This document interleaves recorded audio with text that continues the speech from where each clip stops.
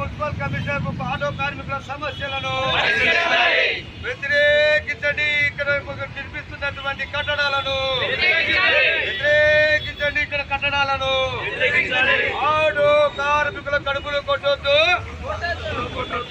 Auto కార్మికుల కడుపులు కొట్టొద్దు. Auto కార్మికుల కడుపులు కొట్టొద్దు. ఆటో కార్మికుల కడుపులు కొట్టొద్దు. అవని కమిషనర్ స్పాట్ లేకి అవని ఆటో స్టాండ్ లేకి కమిషనర్ అవని కమిషనర్ ఆటో స్టాండ్ లేకి. మన ఊళ్ళోకి వచ్చే ఒక 10 రూపాయలు అంటే దాదాపుగా నాకు తెలిసినంత వరకు 2500 2800 లెక్క కడుతున్నాం. మరి ఇది మున్సిపల్ అభివృద్ధి కోసం కాదా? ఒక నెలకు వచ్చేసి 80,000 లెక్క అవుతుంది.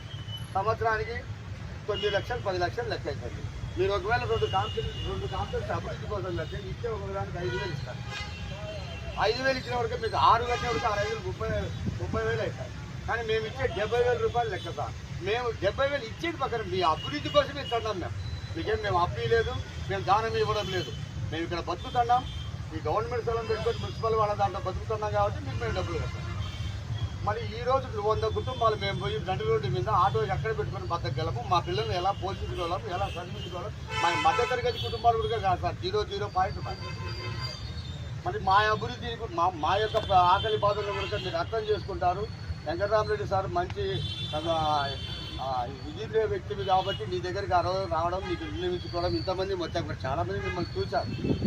మరి ఈరోజు మాకు జరగడం అనేది ఎంతవరకు న్యాయమో మాకైతే అర్థం కాదు. కనుక మాకు ఇక్కడ ఏం నిర్మించాలి? కూడా ముందుకునే ఇక్కడ టాయిలెట్స్ కట్టాలి.